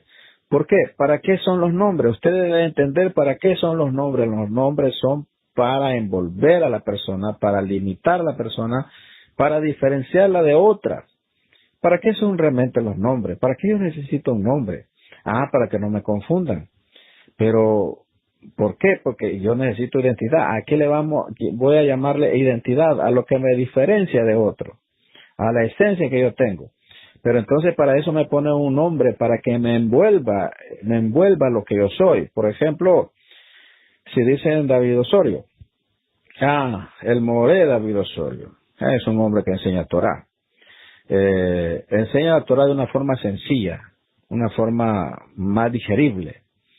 Él también es panadero de de tradición. Y de profesión es aerotécnico, especialista en sistemas hidráulicos, egresado de la IAFA, la Escuela Interamericana de las Fuerzas Aéreas. Ok, hasta ahí, hasta ahí. No, no es más, David El Moré, David Osorio no es más. Más de todo esto. También podemos agregarle arregla computadoras. Ok, pero ciertas computadoras. Me envuelve mi nombre me limita también. Mi nombre, aunque me diferencia, pero también al mismo tiempo me limita. Así también tu nombre, cuando se menciona tu nombre, la gente mete dentro de tu nombre todo lo que eres y lo que no eres, ahí lo mete. Y tu nombre aguanta con eso. Pero Hashem no necesita nombre. ¿Por qué? Porque él mismo dice, antes de mí no hubo otro Elohim, ni después de mí lo habrá. O sea, él está diciendo, yo no necesito nombre porque solo yo soy Elohim. Solo yo, no hay otro. ¿Para qué me va a poner nombre? Para diferenciarme de otro. Si todos estos dioses son falsos, solo yo soy Elohim. Y yo no comparto mi gloria con nadie. Entonces él no necesita nombre, por eso que él no se presenta con nombre. Ahora, ¿por qué vienen luego las letras de Yud, Hei, Vav, Hei? Las letras Kadosh. Vienen por la existencia de Moshe y la necesidad de un pueblo que estaba habituado a reconocer las deidades de Egipto, porque todas las deidades tenían nombre. Entonces, cuando Moshe replica las palabras delante de Hashem, que son bien interesantes, que usted las debe de considerar también. Y le dice, pero resulta que si voy a ellos y me preguntan el nombre de quien me envió, ¿qué les voy a decir? Entonces, Hashem, el Eloja de vuestros padres, el Eloja de Abraham, el Eloja de Isaac, el Eloja de Jacob, este es mi nombre para siempre, y con él se hará memoria de mí de generación en generación. Quiere decir entonces que cuando el nombre lo da, cuando Moshe insiste, le dice, ¿qué nombre le voy a decir? Cuando ellos me pregunten tu nombre, ¿qué nombre le voy a dar? Y como era necesario para la mentalidad de Moshe, que estaba teniendo el primer encuentro delante de Hashem y no había entendido la grandeza de Hashem, entonces Hashem le da las 4 letras, pero no es que sea el nombre, sino por así decirlo, es lo que el hombre necesita para reconocer la grandeza de Hashem. Pero cuando hablamos de estas 4 letras, no estamos hablando de que se tengan que pronunciar, porque él lo primero que dio fue una presentación diferente a la que ya consideramos. Ahora, debemos de entender esto seriamente cuando hablamos de este tema que es muy controversial. Hashem lo da por causa de la petición de Moshe y de la necesidad del pueblo. Da las 4 letras y dice que este va a ser mi memorial. Algunas traducciones así lo tienen, mi memorial. Otro dice, este es mi nombre, para siempre. Y con él se hará memoria de mí de generación en generación. Ahora, lo que podemos entender acá es que Hashem ya conocía lo de las presentaciones, pero él no necesita nombre. Pero el pueblo sí necesitaba identificarlo. Entonces le dice que él es Yud Hei Vav Hei, el Elohim de vuestros padres, el Elohim de Abraham, el Elohim de Isaac, el Elohim de Jacob. Entonces le da una respuesta, así les vas a decir. Pero nosotros insistimos con lo que venimos hablando, que lo que estaba diciendo él es que le tenía que dar primero la presentación que Hashem había tenido. Y la presentación que Hashem había tenido era muy diferente a lo que la gente estaba queriendo. Y las palabras de Eye, Asher, Eye, que son las que él se presenta, yo soy el que seré. Yo soy el que cuando ya no haya nada, yo siempre voy a existir. Prácticamente la esencia de esta palabra es aquel que tiene existencia en sí mismo. Pero como Moshe pide nombre, entonces le da las 4 letras, pero las 4 letras no son para pronunciarse, sino para que nosotros podamos tener una referencia acerca de Hashem. Pero como dijo un sabio, y estas palabras son muy profundas, si quieres conocer a Hashem, primero tienes que conocer su nombre. ¿Y qué es lo que debemos de conocer acerca de su nombre? Es fácil conocer las 4 letras, es fácil poderlas escribir en relación a lo que voy a declarar. Es fácil creer que yo sé cómo se pronuncian, ya sea Yud, Hei, Vav, Hei, o Yahweh, o como dicen otros también, Jehová, y otros que tienen otra pronunciación muy ajena. Pero eso no es lo que Hashem quiere. Hashem quiere que lo conozcamos a Él, por eso nuestros sabios dicen, si quieres conocer a Hashem, primero tienes que conocer su nombre. Y una de las cosas que debes de saber es que estas 4 letras no tienen pronunciación. Él nunca ha querido que nosotros le queramos poner nombre porque los nombres son para limitar, para encerrar. Ahora yo te voy a preguntar, si nosotros conocemos a Hashem y conocemos su nombre, o sea, las 4 letras, y la palabra nombre debemos de entenderla de una manera diferente, la identidad de Hashem. Nosotros debemos de comprender esto que es muy delicado, pero sumamente delicado. Y es lo siguiente, lo que estamos considerando ahorita con las 4 letras, es que Hashem quiere que lo conozcamos por lo que Él es, no simplemente sus 4 letras o creer cómo se pronuncia. La grandeza de Hashem. Yo te pregunto algo. Si el rey Shlomo dijo que ni los cielos de los cielos pueden contener tu gloria, o sea que Hashem es tan grande, pero tan grande que aún tu imaginación se queda pequeña. Lo que tú te puedas imaginar todavía es algo ínfimo en comparación con lo que Hashem es. Hashem es mucho más allá de tu imaginación, que ni los cielos de los cielos pueden contener su gloria. Hay 7 cielos, pero ni los cielos de los cielos, ni el cielo más grande puede contener la gloria de Hashem. Ahora dice el rey Shlomo, cuanto más esta casa que yo he edificado. Ahora yo te pregunto, si los cielos de los cielos no pueden contener su gloria, ¿crees tú que exista un nombre lo suficientemente grande para identificar a Hashem? Para envolver a Hashem, envolver todo lo que Él es, un nombre lo suficientemente poderoso para envolver su grandeza y limitarlo? Realmente no existe. Hashem nunca quiso dar nombre porque los nombres son para una identificación, que no lo confunda con otro. Pero Él declara, solo yo soy Elohim. Antes de mí no hubo Elohim y después de mí no lo habrá. Entonces Él no necesita. Yo sé que esto cuesta muchas veces entenderlo, pero debemos de mudar nuestros pensamientos y pedirle a Hashem que nos forme una mentalidad hebrea para que podamos encontrar las riquezas que hay detrás de Yud Hei Vav Hei. Más que todo son sus atributos. Porque hay algo interesante que Hashem está declarando, que así como Él se está revelando a Moshe, no se le había revelado a los patriarcas. Pero no está hablando de las 4 letras, porque sí, ya se conocía. Si usted lee la Torah, va a encontrar en el original que Yud Hei Vav Hei ya aparecen antes de que Él las mencione acá. Sino que lo que está diciendo Hashem, que se está revelando a Moshe y al pueblo de una manera que los patriarcas no lo habían conocido. Y ahí podemos hablar de los 13 atributos, podemos hablar de la misericordia, la bondad de Hashem. Y muchas cosas más interesantes. Hashem, el Eloja de vuestros padres, el Eloja de Abraham, el Eloja de Yitzhak, el Eloja de Jacob. Este es mi nombre para siempre, con él se hará memoria de mí, de generación en generación. Oiga bien, se hará memoria de mí. Mucha gente anda mencionando a cada rato el nombre, y Yahweh aquí, Yahweh allá, de tal manera que les llaman yahwistas.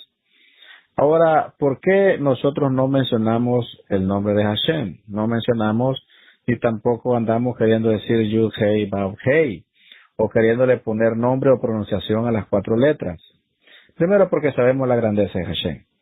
Y si conociésemos nosotros el nombre de Él, tampoco sería apropiado andarlo mencionando. Esto nos enseña nuestro Adón Yeshua, que Él conocía el nombre, pero no aparece en el escrito de que Él lo ande pronunciando, sino que Él se refiere como Padre, como Abba. Por ejemplo, tú tienes tu Padre. Tú amas a tu Padre. Eso es muy importante.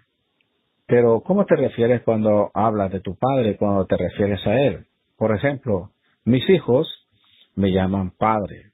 Mis hijas me llaman papá, papi. mis nietos me llaman abuelo. Mi esposa me pone otro título. ¿Y qué pasaría si mis hijos cuando vienen me dicen, David Osorio, quiero hablar contigo? Y mira, David Osorio, siéntate, David Osorio. Y David Osorio, ya está la comida. Ven a comer, David Osorio. David Osorio, quiero hablar contigo. David Osorio, quiero que me aconseje. David Osorio, y a cada rato me anda diciendo David Osorio, cualquiera que lo oiga va a ver y va a tener la impresión de que no me respetan. Porque es irrespetuoso referirse a su padre con el nombre completo. Esto solamente lo suele hacer la gente cuando está molesta, como el padre, como más bien la madre. Está molesta, le dice el nombre, pero cuando está furiosa le dice todo el nombre y los apellidos, porque está enojado. Pero cuando está contento le dice un título, cariño, amor, preciosa, precioso, como otro, pero no le dice el nombre. ¿Y cómo entonces que esta gente anda diciendo a cada rato el nombre? Según ellos que conocen el nombre lo andan mencionando a cada rato. Ese realmente es una falta de respeto. Ni siquiera nuestro Adón Yeshua HaMashiach lo hizo. Y si nuestro Adón Yeshua con toda su kedushá no lo hizo, y que fue el único del cual Abba dijo, este es mi hijo amado en el cual tengo complacencia, a él oír. Él declaró esto y no decía a cada rato su nombre. ¿Por qué nosotros insistimos en decirlo a cada rato? Esto debemos de arreglarlo. Por eso nosotros mencionamos a Hashem, mencionamos a Adonai, mencionamos a Elohim, Boreolam, y otros títulos que él pueda tener, pero que más usamos es Hashem, refiriéndonos a Yud, Hei, Vav, Hei, pero no poniéndole sonido, porque él lo dejó para que nosotros, por la necesidad, porque nosotros estamos mal, todavía no entendemos la grandeza de Hashem, que debemos de conocerlo más por lo que él es, por lo que él habla, por lo que él hace, que conocer cómo se escribe en hebreo o escribirlo en hebreo pictográfico y creer que eso es lo máximo. No, debemos de conocer la esencia de Hashem. Ahora, peguemos otro salto por causa del tiempo. Quinta lía. 3:16. Ve y reúne a los ancianos de Israel y diles, Hashem, el Elohim de vuestros padres, el Elohim de Abraham, de Isaac y de Jacob, se me ha aparecido diciendo, ciertamente os he visitado y he visto lo que ha hecho en Egipto. Vemos claramente cómo Moshe pronunció el nombre del Eterno ante los hijos de Israel, e incluso lo hizo ante Faraón, pero no con la pronunciación que nosotros creemos, que él se refiere como el Elohim de nuestros padres, el Elohim de Abraham, de Isaac y de Jacob. Estamos viendo que están ahí las 4 letras, no está prácticamente la pronunciación. Esto es interesante que usted lo conozca. Diles, Hashem, el Elohim de vuestros padres, el Elohim de Abraham, de Isaac y de Jacob. Él está dando la identidad más que todo de él, más que cómo se pronuncia. Esto es importante que usted lo sepa. En el capítulo 3, versículo 18, dice así, y ellos escucharon tu voz, y tú irás con los ancianos de Israel al rey de Egipto, y les diréis, Hashem, el Elohim de los hebreos, nos ha salido al encuentro.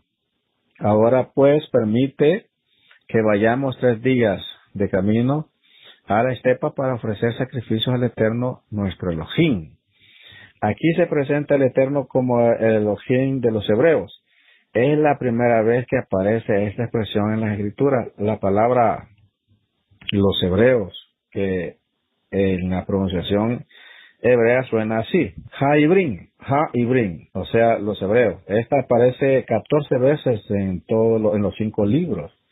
O sea, de una manera común y una vez de manera diferente a las 4 primeras veces. Por ejemplo, en Génesis 40:15, en relación con la tierra de Israel.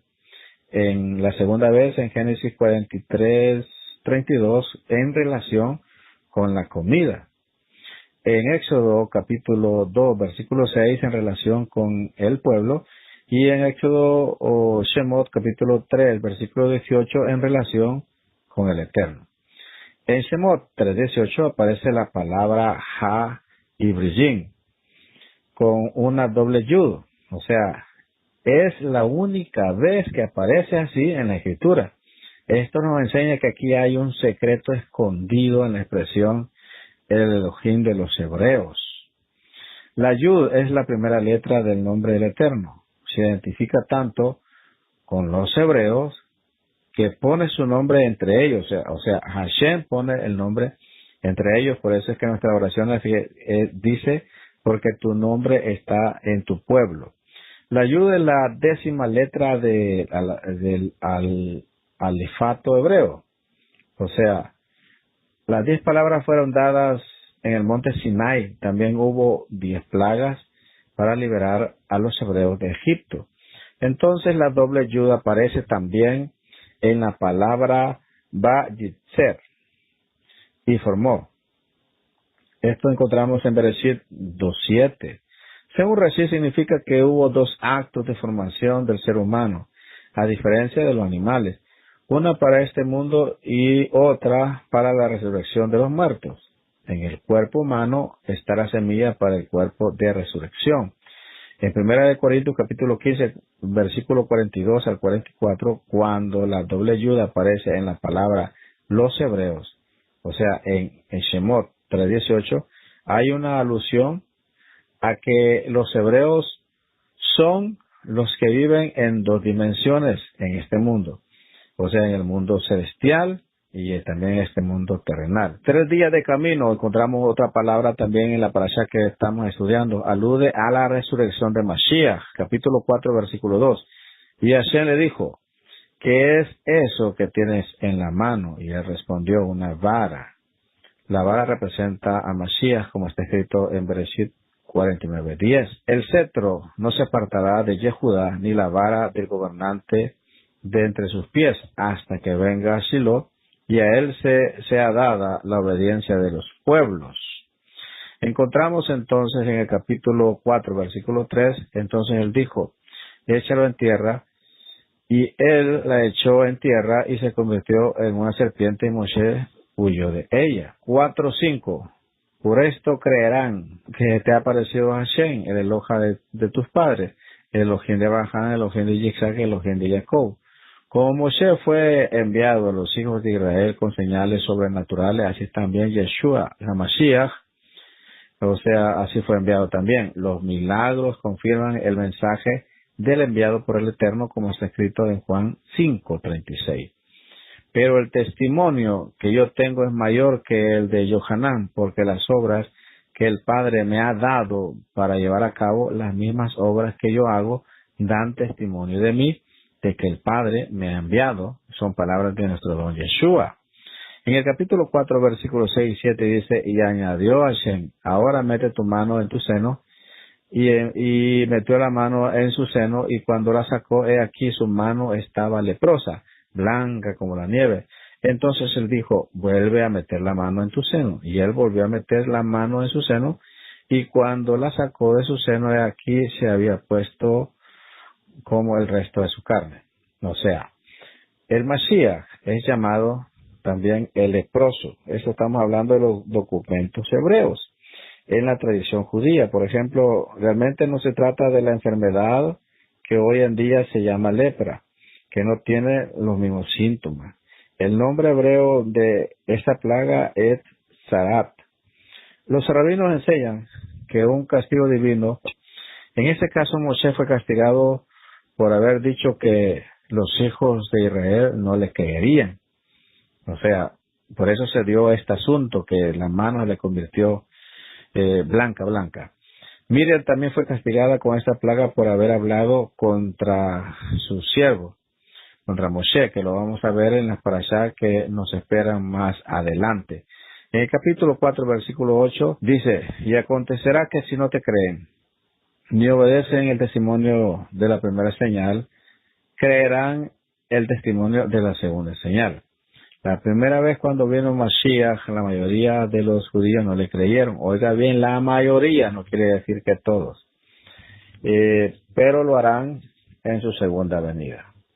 Bien, nosotros podemos seguir hablando más acerca de estos relatos, pero tenemos que saltar y pegar unos avances para poder tocar toda la salillá y también mencionar algunos casos muy interesantes de esta parashá, en el capítulo 4, versículo 18. Moshe se fue, volvió a su casa de su suegro Yeter y le dijo: te ruego que me dejes ir para volver a mis hermanos que están en Egipto y ver si aún viven. Y Yeter dijo a Moshe: ve en paz. Según Rashi, el suegro de Moshe tiene 7 nombres, o sea, estamos hablando de Yitro. Uno de los nombres es Reuel, otro es Yeter, otro es Yitro, otro es Keni, otro es Jobab, otro es Heber y otro es Putiel. Son los 7 nombres que tenía este personaje. Bien, en el 4:19, y Hashem dijo a Moshe en Midian: ve, vuelve a Egipto, porque han muerto todos los hombres que buscan tu vida. Algo muy interesante. De la misma manera, el padre adoptivo de Yeshua recibió el mensaje de volver a la tierra de Israel, como está escrito en Mateo capítulo 2, versículo 20. Dice así: levántate, toma al niño y a su madre y vete a la tierra de Israel, porque los que atentaban contra la vida del niño han muerto. Ahí está escrito. Bien, nosotros encontramos que cuando Moshe va de regreso, nos relata en el capítulo 4, versículo 20, Moshe tomó a su mujer y sus hijos, los montó sobre un asno y volvió a la tierra de Egipto. Tomó también Moshe la vara de Elohim en su mano. De la misma manera, el Mashiach vino sobre un asno, como está escrito. Estamos hablando de Zacarías capítulo 9, versículo 9. Regocíjate sobremanera, hija de Sión, da voces de júbilo, hija de Jerusalén. He aquí tu rey viene por ti, justo y dotado de salvación, humilde, montado en un asno, en un pollino, hijo de asna. Así está escrito. En el capítulo 4, versículo 22, entonces dirás a Faraón: así dice Hashem, Israel es mi hijo, mi primogénito. Estas palabras son muy interesantes acerca de nuestro Padre Celestial. Entonces, encontramos ya cuando él va de regreso, que en el capítulo 4, versículo 25, entonces Sífora tomó un pedernal, cortó el prepucio de su hijo y lo echó a los pies de Moshe y dijo: tú eres ciertamente un esposo de sangre para mí. O sea, el Mesías es también un esposo de sangre para la Kehilá. Esto es muy importante. Ahora, el hecho sobre que cuando él iba de regreso sale un ángel y Moshe estaba perdiendo su vida porque el ángel pelea contra él, hay mucha explicación acerca de esto. Moshe iba a Egipto a sacar a Israel. Iba también a cumplir una misión, pero su hijo no tenía Brit Milá. Eso es muy interesante, o sea que el padre tenía que circuncidar a su hijo porque los primogénitos en Egipto iban a correr peligro, o sea que ellos iban a ser cortados y que tenían que haber pasado Pesaj, y para pasar Pesaj hay que tener Brit Milá, o sea su hijo no hubiese podido pasar Pesaj, pero aún más, como él era el libertador de todo el pueblo de Israel, él tenía que dar el ejemplo. Esto nos habla acerca de nosotros los padres, que debemos de procurar que nuestros hijos tengan Brit Milá, nosotros los padres. Yo tengo 2 hijos, uno de ellos está casado. Uno de ellos ya tiene su hogar, se separó hace años y solo conmigo está el hijo menor. El mayor tiene su vida aparte y nació cuando yo era cristiano evangélico. Pero mi hijo que está conmigo, tengo la dicha de que recién el domingo él ha pasado su Brit Milá y podemos decir que en esta casa todos los varones tenemos Brit Milá. Solo somos 2 varones, pero los 2 varones tenemos Brit Milá. El Brit Milá, el sello real que Hashem pone a todos sus hijos. Baruch Hashem por eso. Entonces, encontramos y saltamos nuevamente por causa de tiempo. Vamos a saltar de un solo a la Setimaliyá. En el capítulo 5, versículo 1 al 6, 1, ahí está. Dice el 5:1. Después Moisés y Aarón fueron y dijeron a Faraón, así dice Hashem, Elohim de Israel, deja ir a mi pueblo para que me celebre fiesta en la estepa. Oiga bien, ¿cuál es el motivo de la liberación de Hashem para su pueblo? Es para que le celebre fiesta. Hashem no te quiere libertar para que tú vivas tu vida como tú quieres. Él tiene un propósito. Te quiere libertar de ese sistema faraónico que te tiene atrapado con tu negocio, con tu trabajo, que no te deja celebrar fiesta, no te deja celebrar Shabbat. Y Hashem le está diciendo, a este sistema faraónico deja ir a mi pueblo para que me celebre fiesta en el desierto. Aquí encontramos la palabra estepa porque la palabra estepa es la más correcta. Bien, esta es la primera vez que aparece la expresión Eloja de Israel. Está relacionado con tres cosas. Uno, el pueblo de Israel. Dos, liberación total de toda la esclavitud. Y tres, fiesta al Eterno. El Eterno es el Eloja de Israel. La expresión Eloja de Israel aparece unas 200 veces en la Escritura. Solo hay un lugar en toda la Escritura que dice que Él es también Eloja de los gentiles, y es en Romanos capítulo 3, versículo 29, donde está escrito. ¿O es el Eloja de los judíos solamente? ¿No es también el Eloja de los gentiles? Sí, también de los gentiles. Pero ese también, eso no implica que ha pasado de ser el Eloja de los gentiles a costa de Elohim de los hebreos. Él sigue siendo el Elohim de Israel y el Eloja también de los judíos y de todos los hebreos. El Elohim de Israel libera al hombre de los tres enemigos más importantes del mundo, Hasatán, el pecado. O sea, oiga bien, los tres enemigos de nosotros son el mundo, Hasatán y el pecado. El pecado lleva a la muerte. Él nos libera de los tres para poder servir eternamente. O sea, tú tienes que experimentar una liberación muy especial. Liberación del mundo, que el mundo ya no te tiene atrapado. Liberación también de Hasatán, o sea, del Yatzer Hará. Y también liberación del pecado. Ya no hay nada que te ate, no hay ningún hábito, una mala costumbre que te esté alejando de Hashem. Debes de experimentar una liberación completa. Este es el plan de nuestro Adón Yeshua. La fiesta a la cual se refiere en la fiesta de Shavuot o Pentecostés, como muchos la conocen, en esa fiesta fue entregada la Torá. O sea, la palabra hebrea para fiesta es Hag. Viene de la raíz Hagah, que significa moverse en círculo, celebrar, festejar. De esto aprendemos que el Eterno desea que nos regocijemos en danza delante de Él. Él ha establecido sus propias fiestas y las comparte con su pueblo para que podamos celebrar con Él nuestra liberación. Vamos a leer un texto más, ya vamos aterrizando, 5:3. Entonces ellos dijeron, el Elohim de los hebreos nos ha salido al encuentro. Déjanos ir, te rogamos, camino de 3 días a la estepa para ofrecer sacrificios a Hashem, nuestro Elohim, no sea que venga sobre nosotros con pestilencia o con espada.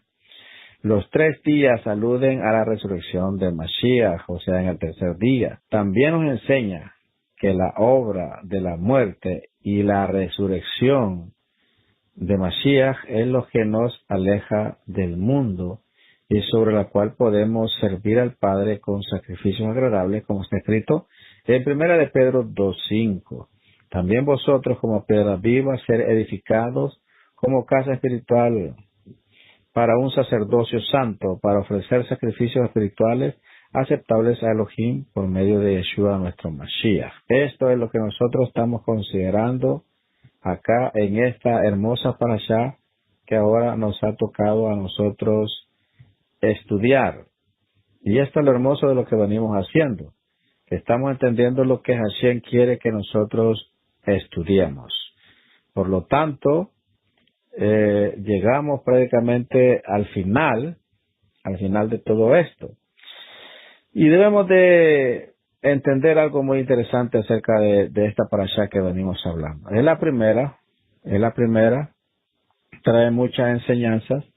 Y una de ellas que yo quiero que usted le ponga atención es a lo del nombre. Debemos de conocer la grandeza de Hashem, pero también debemos de conocer el proceso que Él trae y debe de entender algo bien fundamental de las parashot que están en el Sefer de Shemot. Son seis que nos van a enseñar muchas cosas, pero muy profundas.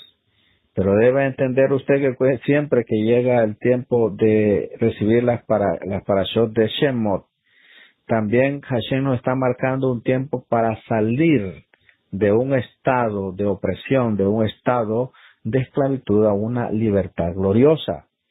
Recordemos que estamos encaminados a Pesaj.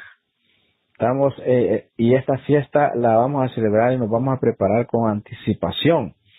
Tú debes de entender que Shemot es tiempo de liberación, es tiempo de redención, pero también es tiempo de milagro, pero también es tiempo donde Yacer hará, donde Faraón se va a enojar y va a querer oprimir para no soltar al pueblo. Recuerda que es tiempo para que tu familia salga, que tú eres llamado a ser el Moshe de tu familia. Y tú debes de decirle a Faraón, deja ir a mi familia para que le celebre fiestas a Hashem. Tú debes decirle a Yacer Hará, debes decirle también a Hasatán, deja ir a mi familia. Dile, por los méritos de Mashiach, por los méritos de Yeshua HaMashiach, deja ir a mi familia para que le celebre fiesta. Mucha gente todavía está atrapada en la religión, mucha gente está atrapada todavía con temor y no quiere salir. Están oyendo las enseñanzas, pero siempre siguen yendo a los cultos, están oyendo las enseñanzas y les agrada, pero no le dicen a nadie por temor.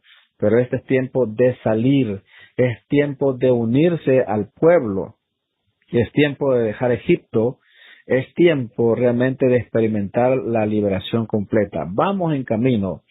En la próxima parashá vienen los 10 golpes que se conocen como las plagas. Así que allá los espero. Shalom Ubrachot Lekulan. No se olvide de la tarea, estaré pendiente de cada una de ellas.